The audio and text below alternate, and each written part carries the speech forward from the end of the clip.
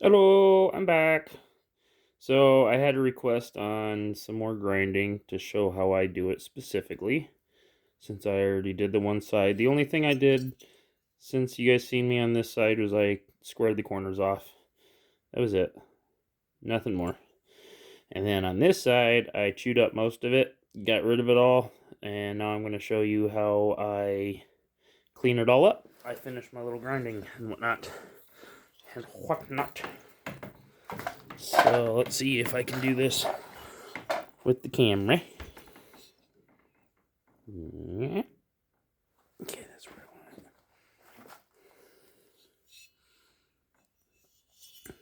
want it. You're just gonna have to watch from the top, because I am not very good at doing it the other way. But all I'm doing, not big strokes, not much pressure. You can hear how much pressure you're putting on the bit through your motor. It's kind of like a car. The RPMs go down the more pressure you push. With the single flute bits, the aluminum comes off significantly faster than with the double cut bits. You'll hear them be called cut, double cut, or single cut, stuff like that.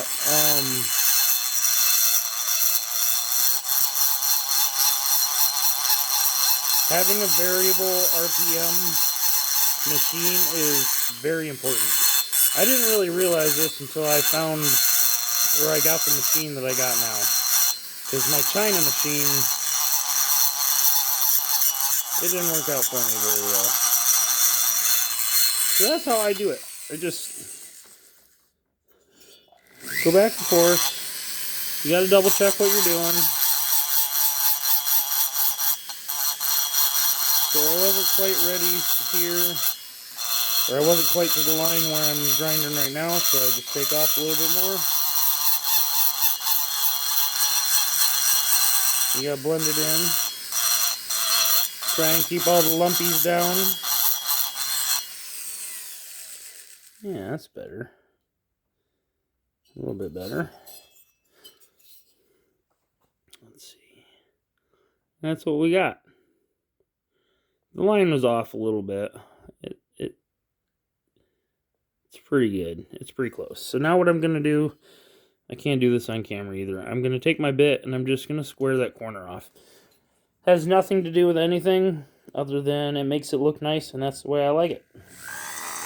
I don't think it increases flow. I don't think you gain anything from it. And it's a pain in the butt. But I like it the way it looks. So I do it. Come on, fucker.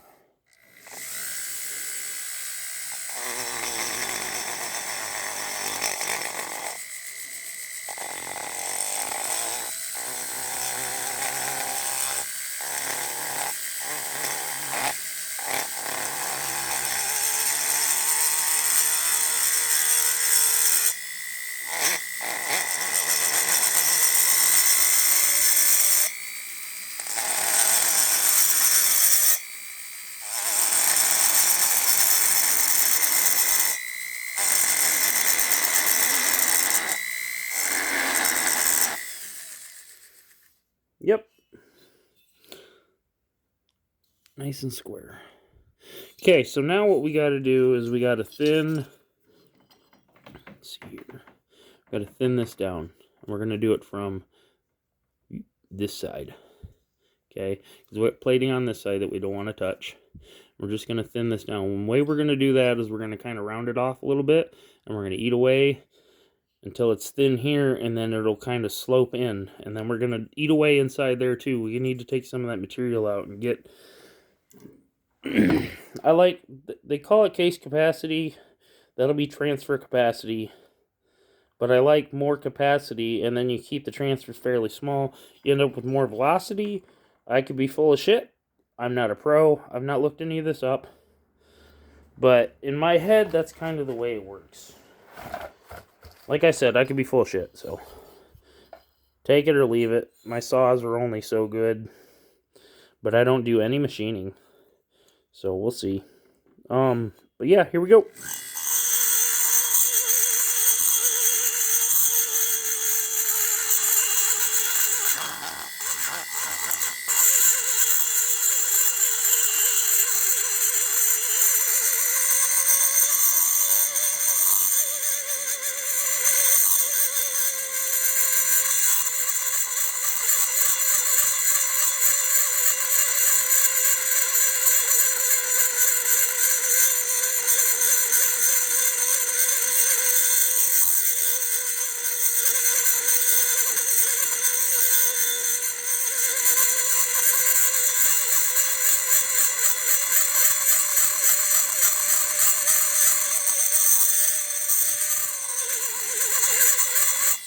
So I'm going to change to a not so square bit.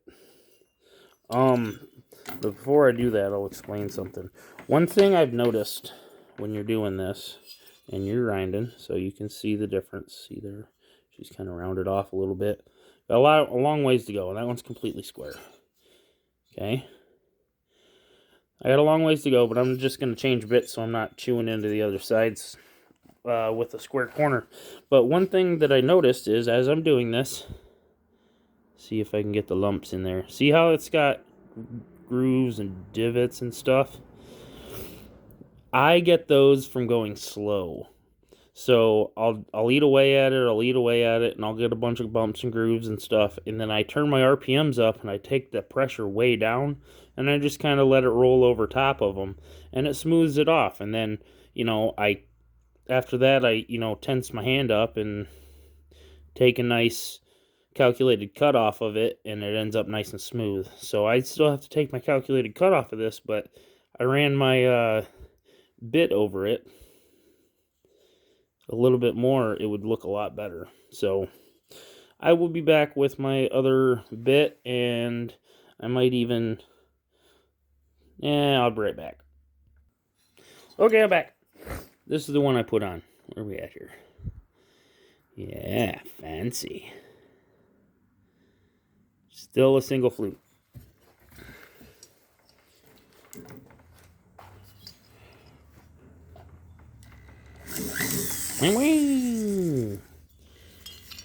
Sorry guys, I'm not used to doing this on the camera thing, so. Oh, this is a fresh bit, you can tell because it's flying. I hate that guys sometimes.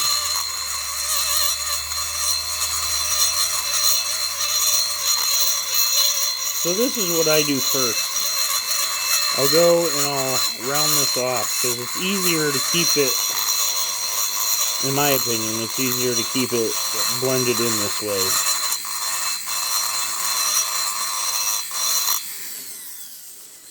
Okay, so now you can see that there's not very many dips and grooves, and the ones that are there aren't very deep.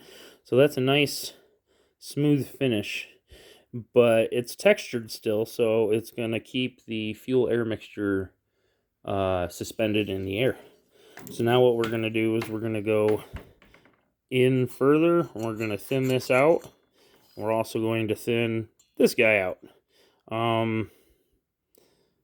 I can't remember which one's the primary. I think it's the one that's closer to the exhaust, but I could be wrong. So when I do this, where'd you guys go? There you are. When I do this part right here, I just thin it down equally, so it kind of mates up. But if you know which side off the top of your head is the primary, you would just eat away at that one side and make that one side larger. I mean, I've never done that really. Suppose I could try it on my own saw first, but this guy's getting the basic workup, and he's gonna love it. I haven't put a wheel on it yet because I do the lowers and all that first. I get it all ready, and then I'll do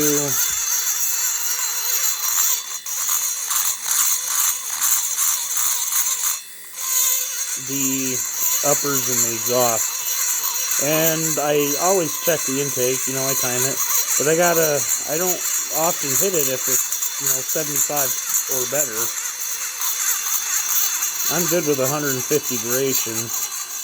I don't like to push it too close.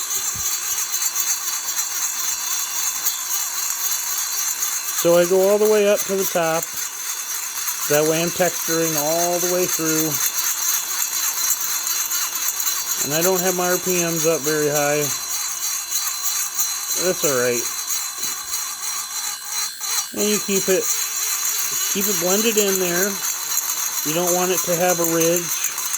And you don't want to create bumps and lumps and grooves. But you definitely want to keep this nice and blended in. I don't go as extreme as some others, like, I don't know. I'm not going to put any names out there. I don't want to offend anybody. But there are a lot of builders that'll make these transfers absolutely massive. And I'm always afraid of poking through.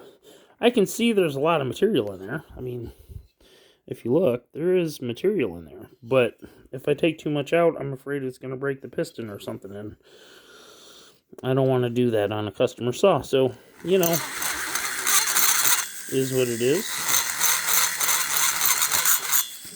There's that.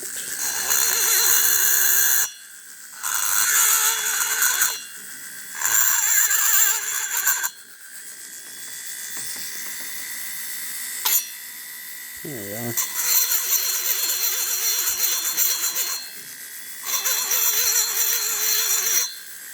Notice I'm keeping my RPMs low now. I'm trying to smooth all the grooves and divots off.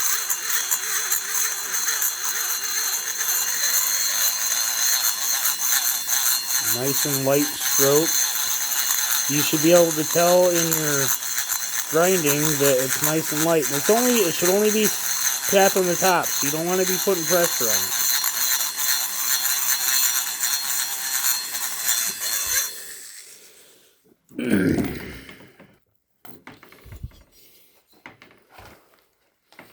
I'm going to fall over. Okay. See how big and rounded? I mean, it's rounded. I've got it blended in a little bit there. But see how much thinner this side is? See how much more blended in? I can fit my finger in that side where I can't fit it in this side. Okay. Big difference. And what I'm going to do is I'm going to go over here and I'm going to blend that in. And then I'll blend the middle in between the two of them. That one's kind of a pain in the butt for me, but you know, it gets easier with practice. Every time I do this, it gets a little easier. I notice a little bit more things. So I'm going to continue on, and this video is plenty long enough because I don't like to make long videos, and I hate talking to myself, so there's that. Oh, here you go. Square. Round. Half round.